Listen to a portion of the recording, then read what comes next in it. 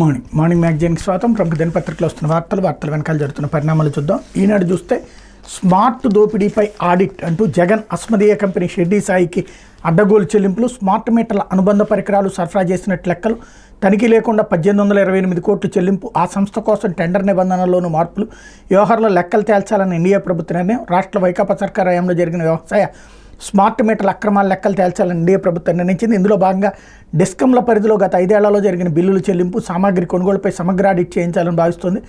వైకాపా ప్రభుత్వం రాష్ట్రంలోని 18.58 లక్షల వ్యవసాయ విద్యుత్ కనెక్షన్లకు స్మార్ట్ మీటర్లు ఏర్పాటు, అనుబంధ పరికరాల కోసం 5,692 కోట్లతో ప్రతిపాదన రూపొందించి ఈ టెండర్లు జగన్ అస్మదీయ కంపెనీ షిర్డీ సాయి ఎలక్ట్రికల్స్ కట్టబెట్టింది. ఈ ప్రాజెక్టుకు సంబంధించిన అనుబంధ పరికరాల సరఫరా లెక్కల్లో స్పష్టత లేకుండానే గుత్తేదారుకు బిల్లులు చెల్లించి భారీ లబ్ధి చేకూర్చినట్టు ఎన్డీఏ ప్రభుత్వానికి సమాచారం అందింది. అనుబంధ పరికరాలు సరఫరా చేసిన గుత్తేదారులకు 1828 కోట్లను ఎన్నికలకు కొద్ది నెలల ముందు డిస్కంలు చెల్లించినట్టు తెలిసింది. దీంతో ఈ మొత్తం వ్యవహారంపై విచారణ జరిపించాలని ప్రభుత్వం భావిస్తోంది అన్నటువంటిది. ఎవడైనా అక్రమం జరిగిందని తేలాక విచారణ చేస్తారు, ముందుగానే ఒక అనుమానంతో విచారణ తప్పేం లేదు. బట్ ఇక్కడ అసలు అంశం ఏంటంటే స్మార్ట్ మీటర్ల విధానం ఉంటుందా ఉండదా?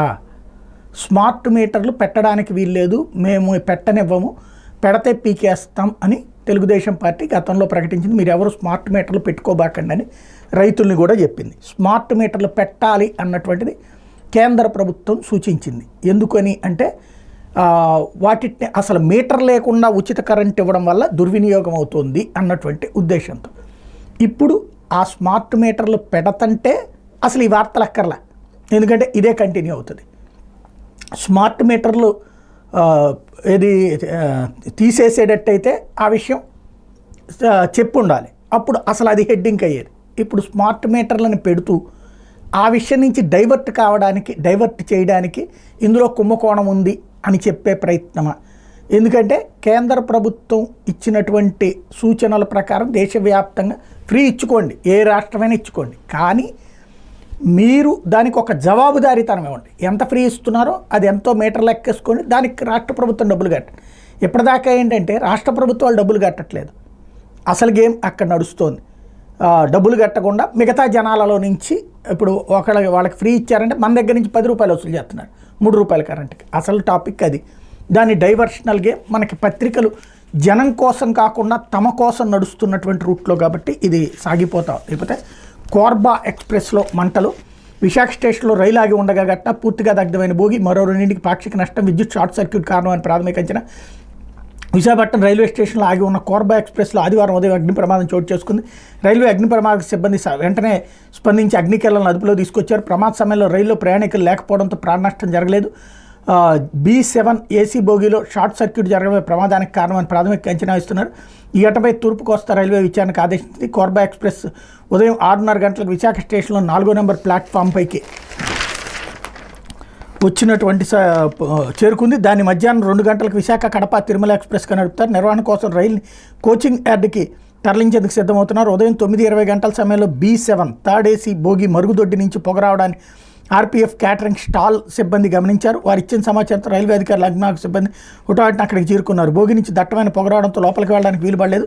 కిటికీల అద్దాలను పగలగొట్టి మంటలను అదుపులోకి తీసుకొచ్చారు. B7 బోగిలో చెలరేగిన మంటలు వేగంగా ఇటు B6 అటు M1 బోగీలకు కూడా వ్యాపించినాయి అన్నట్టు వార్తని హైలైట్ చేశారు. అయితే కబ్జాల కట్టడి అభివృద్ధి ముద్ర, నేటి కలెక్టర్ల భేటీకి భారీ ఎజెండా, శాఖల వారీగా ప్రాధాన్యాలపై చర్చ, దిశానిర్దేశం చేయనున్న ముఖ్యమంత్రి చంద్రబాబు. ఎస్సీ ఎస్టీ బీసీల సంక్షేమం అభివృద్ధికి పథకాల రూపకల్పన, గిరిజన ప్రాంతాల అభివృద్ధి లక్ష్యంగా అక్కడ ప్రజల స్థితిగతులపై సమగ్ర సర్వే చేయాలని రాష్ట్ర ప్రభుత్వం నిర్ణయించింది. ఆయా ప్రాంతాల్లో ఆధార్, రేషన్ కార్డులు, నివాస గృహాలు, తాగునీటి వస్తువులు, రహదారులు, వ్యవసాయం సహా అన్ని వివరాలను సేకరించింది. ఇందుకోసం ప్రత్యేక యాప్ను రూపొందిస్తోంది అన్నటువంటి వార్తని హైలైట్ చేశారు. లేకపోతే పచ్చందాల కోనలో 10 రూపాయలకే వైద్యం, మంగళగిరిలోని ఎయిమ్స్ అతి తక్కువ ధరకు ఆరోగ్యాన్ని, ప్రకృతి అందాలతో ఆహ్లాదాన్ని పంచుతుంది. 2 కొండల మధ్య అలరారుతూ కేవలం 10 రూపాయలకే ఓపితో వైద్యం అందిస్తోంది. పచ్చటి పరిసరాలతో ఆసుపత్రికి వెళ్ళామన్న భావన్నే దరిచేరనివ్వదు. ఆకుపచ్చ వనంలో డాక్టర్ కోట్ల తెల్లగా మెరిసే ఇక్కడి సౌదాలు రోగులకు సాదర స్వాగతం పలుకుతున్నాయి. ఈ వైద్యాలయం గత 5 ఏళ్లలో వైకాపా ప్రభుత్వం నిర్లక్ష్యపు జాడ్యాన్ని తట్టుకుని నిలబడింది. పాలకులు కుట్ర పని, తాగునీటి కనెక్షన్ తొలగించిన, కనీస వసతులు కల్పించుకున్న కేంద్ర ప్రభుత్వ సాయంతో రోగుల సేవల్లో తరించింది అన్నటువంటి వార్తని హైలైట్ చేశారు. అయితే బంగ్లాదేశ్లో మళ్లీ హింస, 100 మంది మృతి, చనిపోయిన వారిలో 14 మంది పోలీసులు, 100 మందికి గాయాలు అన్నటువంటి వార్తని హైలైట్ చేశారు. అయితే హాకీ వీరులు అదరహో అంటూ పారిస్ ఒలింపిక్స్లో భారత్కు పథకం లేకుండా మరో రోజు గడిచిపోయింది. ఆదివారం షూటింగ్లో ఎవరూ ఫైనల్ చేరలేకపోయారు. కానీ హాకీలో భారత వీరులు అద్భుత విజయం సాధించి పథకానికి చేరుకోవడం గొప్ప ఊరట. ఓ ఆటగాడికి రెడ్ కార్డు ఇవ్వడంతో 10 మందితో ఆడినప్పటికీ భారత హాకీ జట్టు షూటౌట్లో బ్రిటన్ని ఓడించి సెమీస్ చేరింది. బ్యాడ్మింటన్లో లక్ష్య సేన్ స్వర్ణాపూర్కి అర్హత సాధించలేకపోయాడు. సెమీస్లో ఓటమి పాలైన లక్ష్య ఇక కాంస్యం కోసం పోరాడనున్నాడు అన్నటువంటి వార్తని హైలైట్ చేశారు. ఇకపోతే మద్రాస్ ఐఐటికి కృష్ణ చివుకుల భూరి విరాళం 228 కోట్లు అందించడం బాపట్ల బిడ్డ కార్పొరేట్ సంస్థలు నెలకొల్పి విజయ ప్రస్థానం అన్నటువంటి వార్తని హైలైట్ చేశారు. ఇకపోతే రక్షణ రంగాన్ని అగ్రగామిగా నిలపడమే లక్ష్యం. రక్షణ పరిశోధన రంగంలో మన దేశ స్వావలంబన సాధించి ప్రపంచానికి స్ఫూర్తిగా నిలుస్తున్న రక్షణ శాఖ సలహాదారు DRDO మాజీ అధ్యక్షుడు డాక్టర్ జి సతీష్ రెడ్డి అన్నారు. ఇదే స్ఫూర్తితో భారత రక్షణ రంగాన్ని ప్రపంచంలోని అగ్రగామిగా నిలపడం తమ లక్ష్యమని ధీమా వ్యక్తం చేశారు.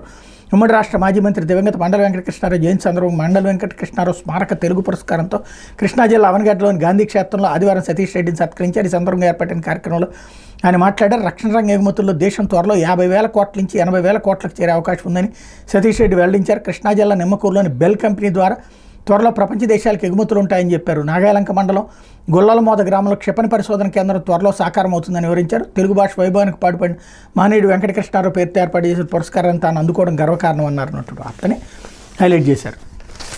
ఇకపోతే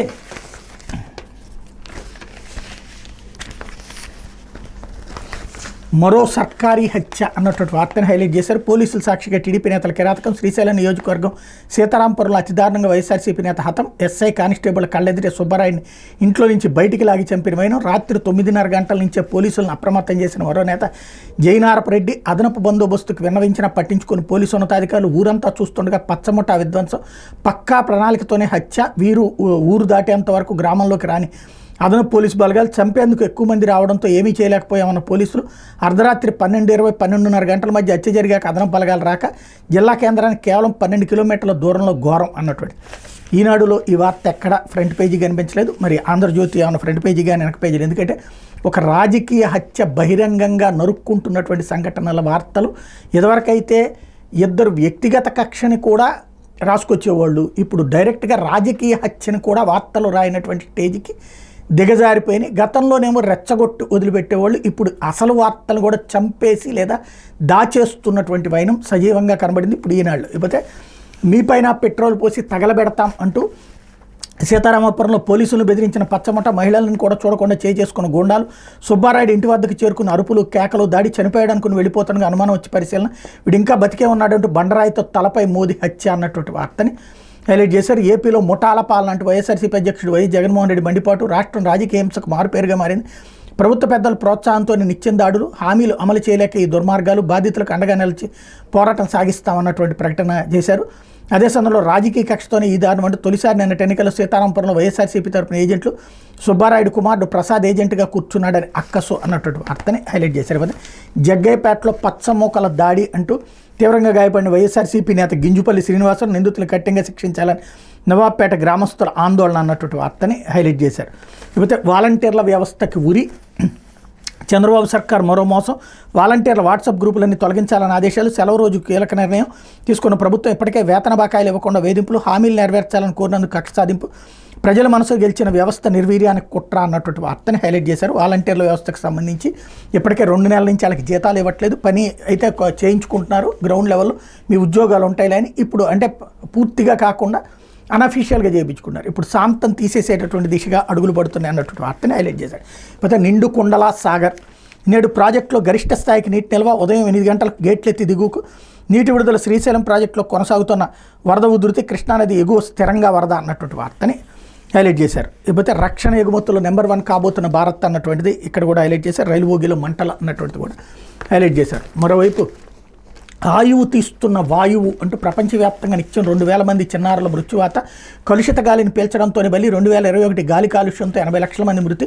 పొగాకు వినియోగం అధిక రక్తపోటు తర్వాత కాలుష్య మరణాలు ఎక్కువ. హెల్త్ ఎఫెక్ట్స్ ఇన్స్టిట్యూట్ నివేదికలు వెల్లడి. ప్రపంచవ్యాప్తంగా పొగాకు వినియోగం అధిక రక్తపోటు తర్వాత మనిషి ప్రాణాలకు వాయు కాలుష్యం అత్యంత ప్రమాదకరంగా తయారైందని. అధిక ఆదాయ దేశాల్లో కంటే ఆఫ్రికాలోని చాలా ప్రాంతాల్లో 500 రెట్లు చిన్నారుల మరణాల రేటు ఎక్కువగా ఉండటం గమనార్హం.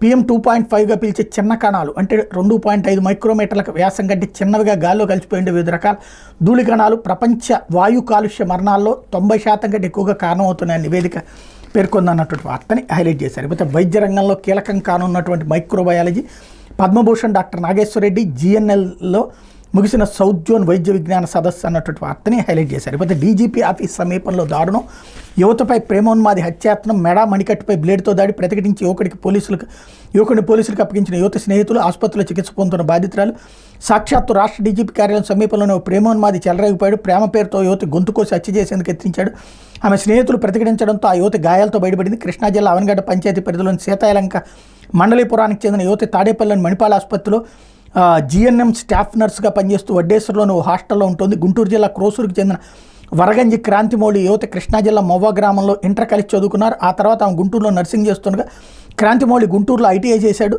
ఈ క్రమంలో వీరిద్దరికి పరిచయం ఏర్పడింది. అప్పుడప్పుడు ఫోన్లో మాట్లాడుకుంటామని బాధితురాలు తెలిపింది. చదువుల అనంతరం తాడేపల్లి మణిపాల్ ఆసుపత్రిలో జీఎన్ఎం స్టాఫ్ నర్సుగా యువత పనిచేస్తున్నారు. క్రాంతిమౌళి హైదరాబాద్లో ఉద్యోగం చేస్తున్నాడు. తరచూ ఆమె క్రాంతి ఫోన్ చేసి విసుగుతుండటంతో ఈ మధ్యకాలంలో క్రాంతి దూరం పెట్టింది. దీంతో కోపం పెంచుకున్న క్రాంతిమౌళి హైదరాబాద్ నుంచి వడ్డేశ్వరంలో యువత నివాసం ఉంటున్న హాస్టల్ వద్దకు వచ్చి ఫోన్ చేశాడు. యువతి తన స్నేహితురాలతో కలిసి చర్చి వద్ద ఉన్నానని చెప్పగా క్రాంతిమౌళి అక్కడికి వెళ్ళాడు. యువతి తన స్నేహితురాలతో కలిసి ఆటో ఎక్కుతుండగా వాళ్ళతో పాటు ఆటో ఎక్కి ఆటోలోనే ఆమెతో గొడవకు దిగాడు.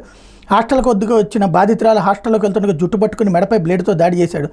పక్కనే ఉన్న ఆమె స్నేహితురాలు అతను గట్టిగా నెట్టివేసే ప్రయత్నం చేసింది. క్రాంతిమౌళి మళ్ళీ యువత మెడ మణికట్టుపై దాడి చేశాడు. అక్కడే ఉన్న తోటి నర్సులు ప్రతిఘటించి అతన్ని పట్టుకుని తాడేపల్లి పోలీసులకు అప్పగించారు. తీవ్రంగా గాయపడిన యువతను మణిపాల్ ఆసుపత్రికి తరలించారు. బాధితురాలు ఫిర్యాదు మేరకు కేసు దర్యాప్తు చేస్తున్నట్టు తాడేపల్లి సిఐ కళ్యాణ్ రాజ్ చెప్పారన్నటువంటి వార్తని హైలైట్ చేశారు. లేకపోతే త్వరలో 3వ స్థానానికి భారత్ ఆర్థిక వ్యవస్థ, కేంద్ర సహాయ మంత్రి భూపతిరాజ్ శ్రీనివాస్ వర్మ భారతదేశ ఆర్థిక వ్యవస్థ త్వరలో 3వ స్థానానికి చేరుతుందని కేంద్ర భారీ పరిశ్రమల శాఖ సహాయ మంత్రి భూపతిరాజ్ శ్రీనివాస్ వర్మ తెలిపారు.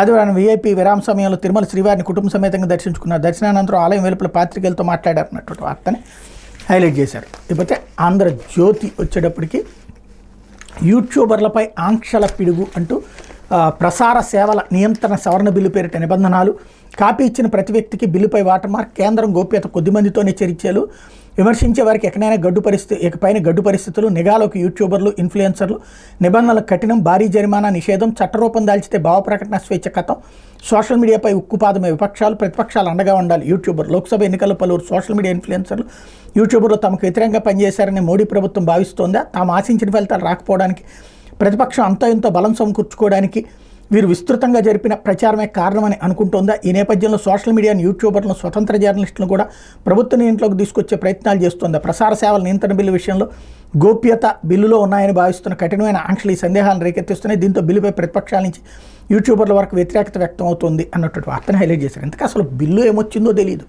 ఈలోపుగానే వ్యతిరేకమని రెచ్చగొట్టేటటువంటి ప్రయత్నం చేస్తుంది. మరి ఆంధ్రజ్యోతి అర్జెంటుగా బీజేపీని ఎందుకు విలన్ని చేయాలనుకుంటుందో తెలియట్లేదు. బేసిక్గా బిల్లు వచ్చాక అదేంటో చూడాలి.